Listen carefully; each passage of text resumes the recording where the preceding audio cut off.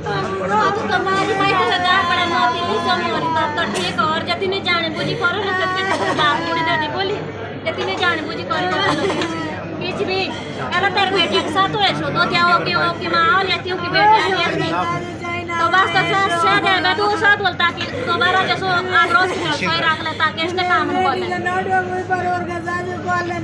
तो से जे तो बोली लो वैसे ही तो ताकि मतलब लेते उन डॉक्टरों को सजा होनी चाहिए। सीधे बोला तीन लोग सजा चाहिए नहीं जेने ऐसे नहीं हो कर रहे हैं। आप परेशान मत हो, परेशान मत हो। आप परेशान मत हो, हम सब लोग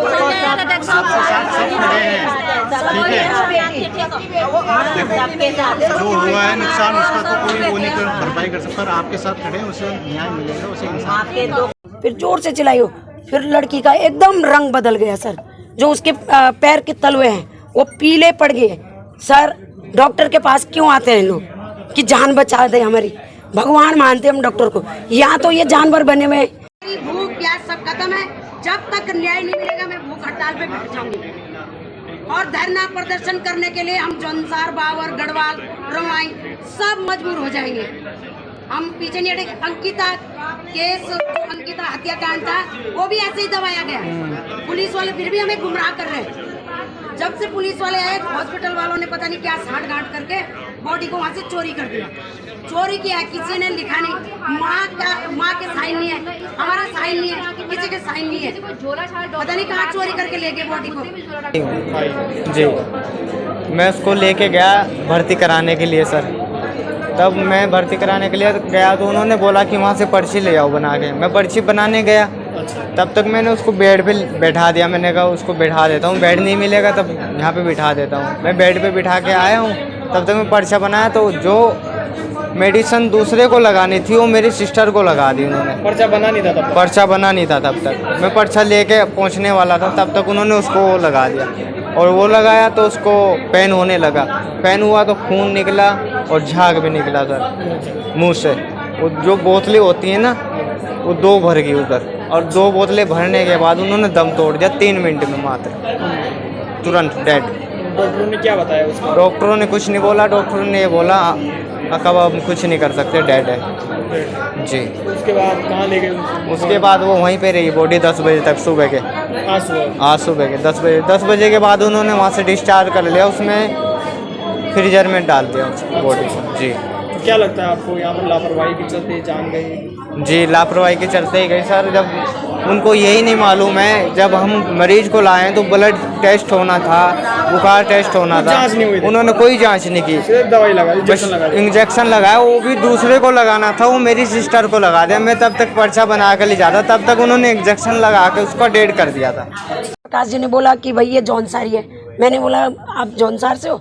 कि हाँ जी सिया से हैं। कि सिया क्या बोलते हैं, समाल्टा से। और मैंने बोला क्या हुआ बेटा? कि बुखार है। मैंने बोला हो जाएगा ठीक। वो हंस रही, बातें कर रही, उसकी मम्मी भी बातें कर रही। तब तक एक डॉक्टर आया, उन्होंने चेक किया, उन्होंने बोला कि बेटा आपको बुखार है? उन्होंने बोला कि हाँ बुखार है। कि दर्द भी हो रहा है कहीं शरीर में? कि ना। कि और क्या प्रॉब्लम है? कि और मैं ठीक हूँ। तो एक उन्होंने बोला कि इंजेक्शन लगा दो। नर्स गई वहाँ पे, उन्होंने 3 शीशियाँ तोड़ी ऐसे, एक पहले तोड़ी तो उसको भरा, फिर दूसरी तोड़ी, तीसरी तोड़ी, फिर ले आई। और जैसे ही लगाया सर, वैसे ही वो लड़की जैसे ही लगाया वैसे ही उसने हाथ पकड़ा और चिल्लाई वो आ करा। फिर अपनी मम्मी को उसने पकड़ा कि मम्मी ऐसे बोला, फिर जोर से चिल्लाई हो, फिर लड़की का एकदम रंग बदल गया सर। जो उसके पैर के तलवे हैं वो पीले पड़ गए। सर डॉक्टर के पास क्यों आते हैं लोग कि जान बचा दे हमारी, भगवान मानते हम डॉक्टर को, यहाँ तो ये जानवर बने हुए, राक्षस बने हुए। और हम पहाड़ से दुर्लभ क्षेत्र से इतने भरोसे में आते कि हमारी जान बच जाए, और ये हमारे साथ ऐसा व्यवहार कर रहे हैं। और जो लड़की जब चिल्ला रही थी उसकी माँ को बाहर भगा दिया।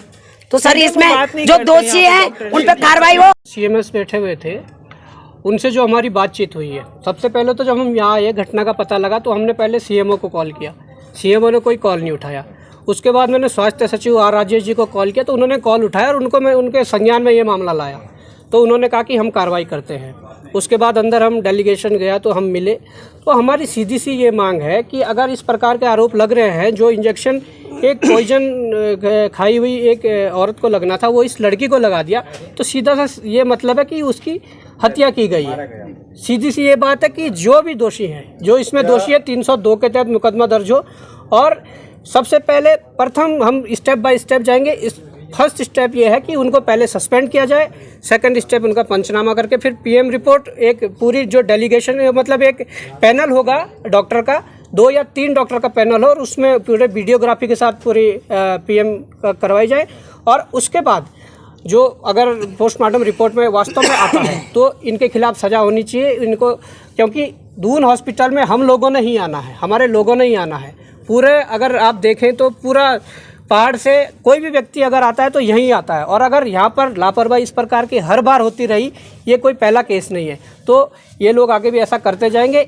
इस केस के बाद हम इन्हें वापस तो नहीं ला पाएंगे, परंतु एक नसीहत ऐसी दे जाए कि भविष्य में इस प्रकार के यहाँ पर पोस्टमार्टम करा दीजिए। हम जो भी जो कल्प्रिट होंगे उनको सजा देंगे। लेकिन हमारी मांग है कि जब हमको पता है कि उनको जो पहले उस समय ड्यूटी पे जो थे डॉक्टर्स, उनको सस्पेंड होना जरूरी है ना, वो सस्पेंड करने को तैयार नहीं है। हमारी ये मांग है कि सबसे पहले वो डॉक्टर सस्पेंड होने चाहिए, फिर उसके बाद जो पंचनामा होगा उसमें जो डॉक्टर वहाँ पे पोस्टमार्टम करेंगे उनका एक पैनल बनना चाहिए, उसकी वीडियो रिकॉर्डिंग होनी चाहिए ताकि साक्ष्य को किसी भी तरह से मिसयूज न किया जाए, हटाया न जाए।